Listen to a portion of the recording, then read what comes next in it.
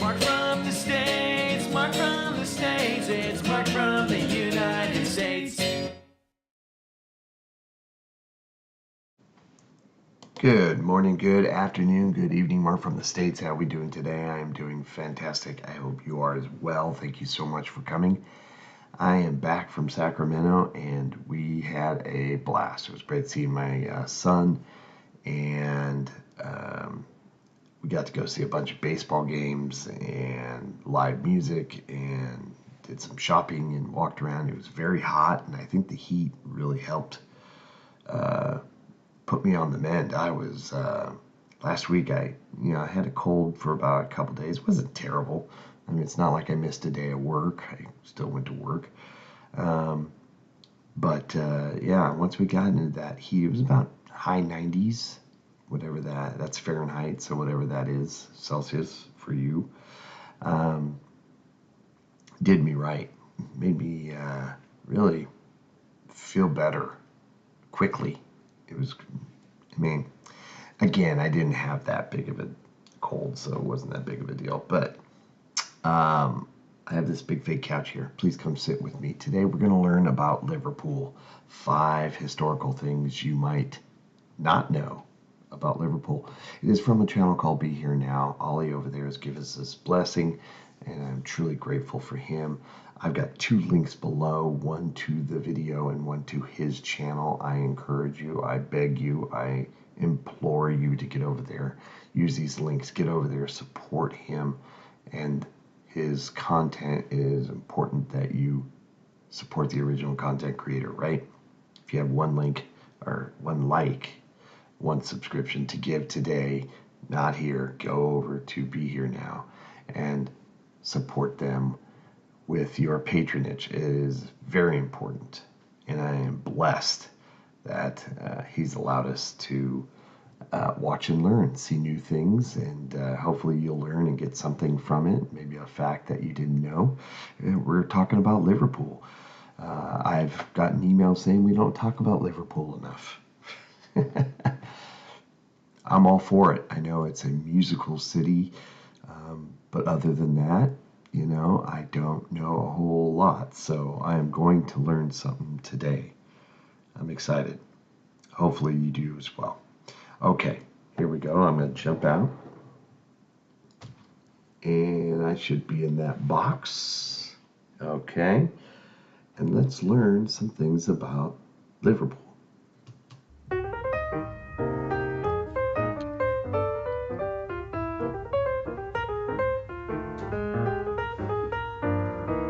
Hi guys, and welcome to a video about Liverpool, one of the most exciting, diverse, artistic and dynamic cities in the UK. Now historically, of course, it's associated with big ships, gorgeous architecture, footballing glory, and something about famous musicians. Now there are loads of cool historical facts about Liverpool which you might not actually know. For example, did you know that it's a city built on 7 hills, just like Rome? That it was home to the world's first overhead electric railway, Britain's first public wash houses. It has more grade 1 and grade 2 listed buildings than anywhere else outside of London. And then it was also the birthplace of one of the first people in the world to undergo gender reassignment surgery, the model and actress April Ashley, who became an icon the world over. But I'm sure they must have that on a billboard as you're entering the city. Here are 5 more which I'm going to delve into a little deeper, and hopefully you won't know them already.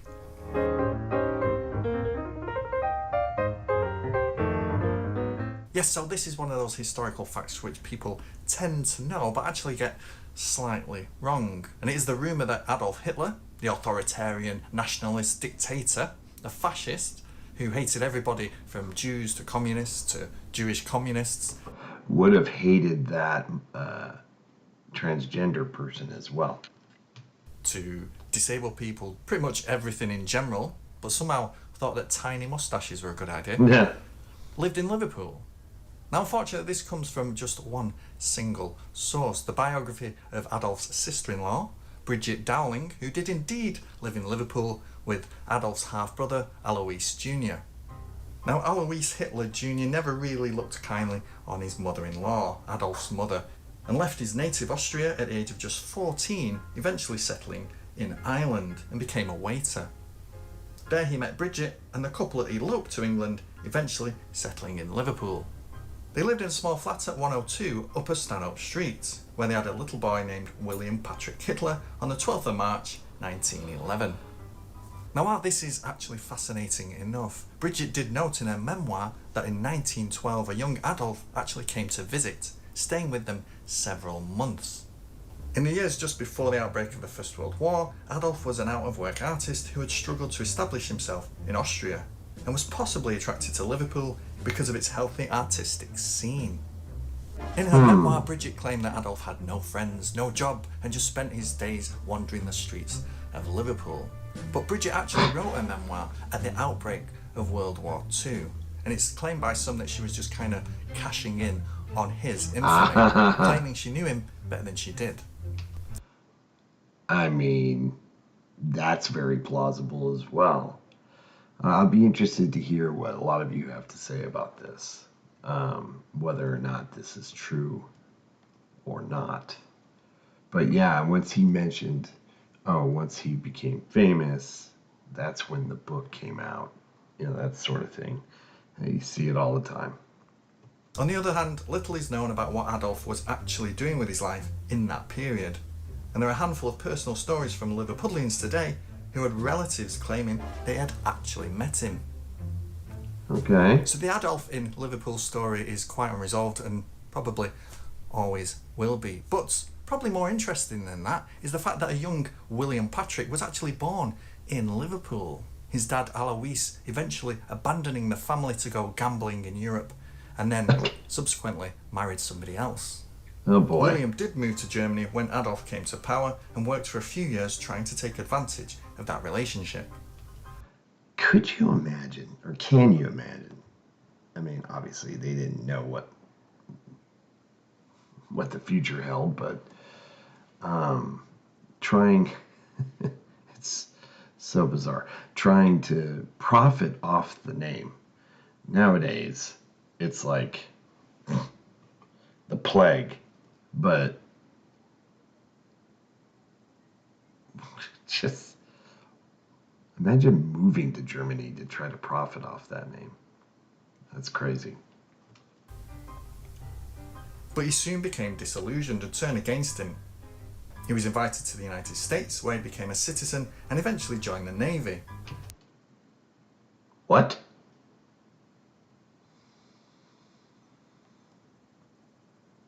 No way.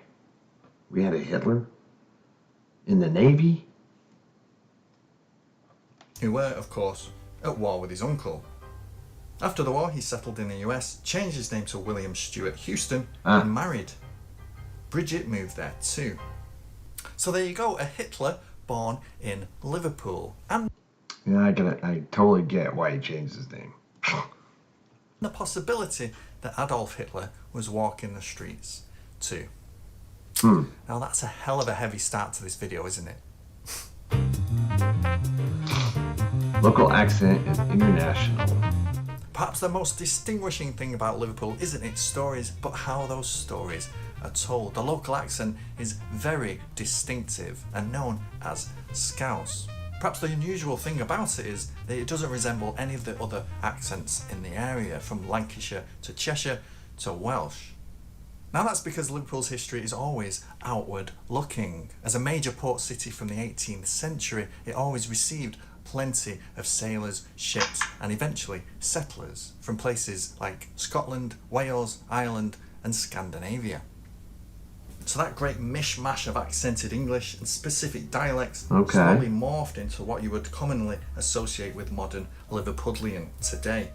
In fact, the word Scouse is thought to derive from Scandinavian words, lapskaus, lapskosh, and lapskov, all being the name of a stew commonly eaten by sailors.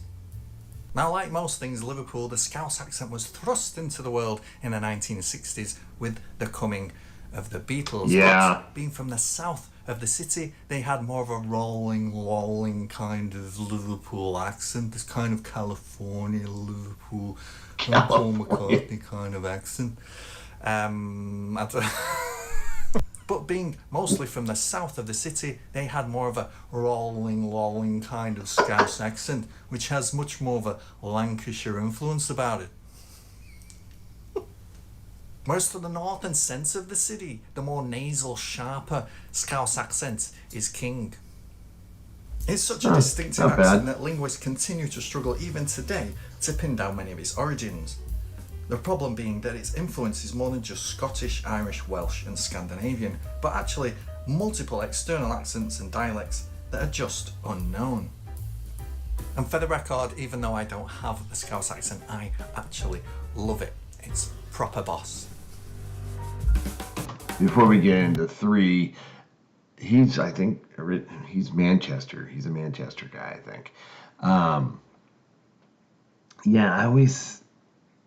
It is very, anybody that does like a Beatles impression when they talk always has that rolling, slow imitation. And it's usually really bad. The imitation is, that is. But yeah, that would probably, obviously it's going to be, at least here in the States, our first and may still be our only really kind of representation that we're all familiar with. Now, I don't know if anybody would know, oh, that's Scouse, but they know Liverpool and that from the Beatles, and that's how they would talk. I would imagine most, not just here in the States, but most people probably just figure they all talk like that. But he's saying that's kind of a southern Liverpool, South Liverpool, kind of the way of speaking. Interesting.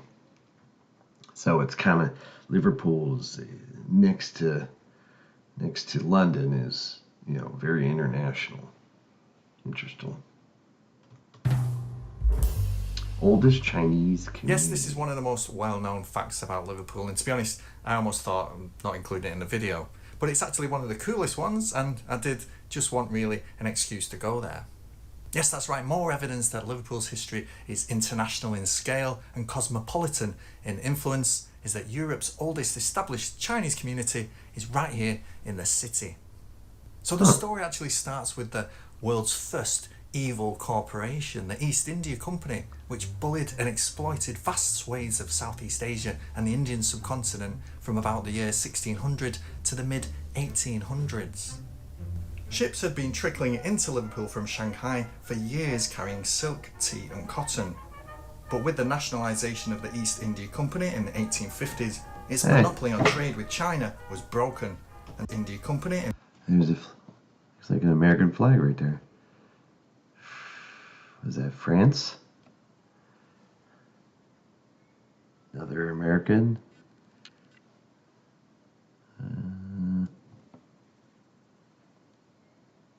Can't really tell what that is. Maybe... I'm not sure. In the 1850s, its monopoly on trade with China was broken, and suddenly anybody who could afford to transport such goods, such long distances, could do so. Trade was so plentiful with China that it became advantageous for Chinese people to actually settle in the city, and the first immigrants began to settle around the Pitt Street, Frederick Street area, which is a short walk to the docks. The Hull Shipping Company set up boarding houses in this area, and so many of the newcomers not only set up their own businesses linked to imports and exports, but shops and cafes selling things that they missed from home.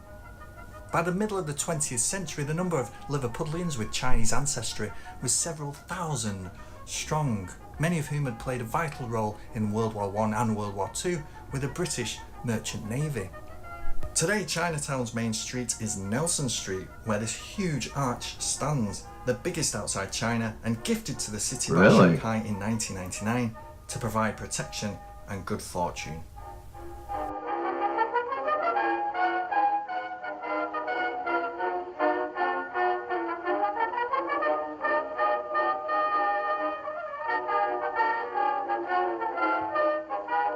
Interesting. Child Protection Society. Now this is one that actually appears to be bad, but is in fact quite inspiring. So one of the sad consequences of industrialisation in Britain, of course, was the rapid spreading of disease, poverty and child exploitation, especially by the mid-1800s. Despite being such a thriving port and a vital economic gateway to the world for the British Empire, the city had the country's highest rates of infant mortality. Kids were of course exploited in factories and chimney sweeping, both of which were dangerous and sometimes deadly. Others were forced to beg or steal to survive. Now that's not to mention neglectful, violent, drunken or absent parents. All this angered Reverend George State, who in a letter to the Liverpool Mercury in 1881 wrote, "Whilst we have a society for the prevention of cruelty to animals, can we not do something to prevent cruelty to children?" Right. Later that same year, Liverpool businessman Thomas Agnew was visiting New York when he came across the first Society for the Prevention of Cruelty to Children. Now such societies have been popping up all across the US, and Agnew was inspired to take the idea back home to Britain. At a meeting of local leaders at the town hall in 1883, the Liverpool Society for the Prevention of Cruelty to Children was established. In the 1890s, merchant Adam Cliff donated his property in the Islington area for the charity to use. Within years, similar societies had been founded in places like Manchester, Edinburgh and Glasgow. In 1889, the London version had become the National Society for the Prevention of Cruelty to Children, incorporating all those outside of Liverpool, Birkenhead and Bootle, which remained independent. An agreement between the Liverpool Society and the NSPCC meant that the former would not work outside of Liverpool and the latter would not work within it. This stayed in place until 1953, when the NSPCC finally took over completely. And I'll throw in a bonus fact for you: the statue on top of Liverpool Town Hall is not actually Britannia, as most people presume. It is in fact Minerva, the goddess of wisdom, trade, sailors and law, which actually makes more sense.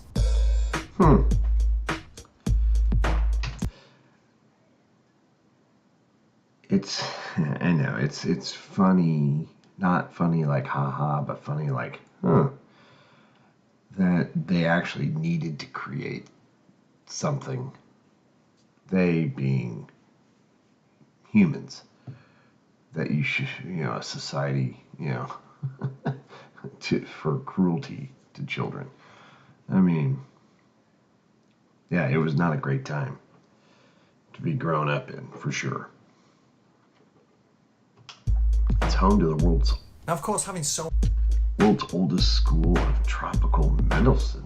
Now of course having so many people travelling all over the world on merchant ships, Liverpool by the end of the 19th century was beginning to see a lot of cases of what were deemed tropical diseases. So in other words, diseases which were usually found in the tropics, but more vitally, which English medicine wasn't used to dealing with. Wealthy shipowner Alfred Lewis Jones saw this growing problem and rallied other businessmen to start a fund, with the specific mission to study such diseases. The Liverpool School for Tropical Medicine was founded in November 1898, the first in the world dedicated to such study. Soon, however, the LSTM was making strides. Its first lecturer was Robert Ross, who was the first British Nobel laureate after proving that malaria was carried by mosquitoes, thus laying the foundation for combating the disease.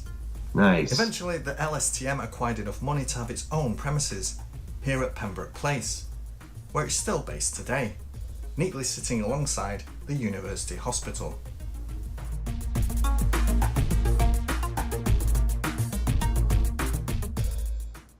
So there you go, 5 LSTM. historical facts about Liverpool which you might not have actually known, but probably actually did. But as you can tell, I'm not from Liverpool, but I love it so much that I'm going to throw in an extra bonus fact just for you. People only started caring about The great and glorious symbol of Liverpool, the liver bird, has its own bizarre history. When the borough received its royal approval in the 13th century, it drew its first common seal, upon which was a rather ambiguous bird. Eventually, all meaning of the bird was forgotten and it began to take on a life of its own. You can see from this 18th century town arms you've actually got three birds surrounding the gods Neptune and Triton. And they kind of look like cormorants, which are quite common in the region.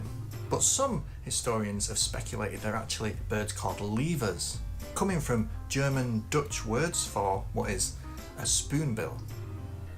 And the thing is, nobody really cared, to be honest. I mean, how many other cities really think about what's on their coat of arms? Until 1911, when the Liver building was constructed, including 2 huge clock towers on top of which sat 2 huge liver birds. These were depicted more like mythical creatures and less like cormorants, giving rise to the old folk tale that mysterious birds once lived in the area and are no longer to be found. And as anyone in Liverpool can tell you, the 2 atop the Liver building are called Bella and Bertie.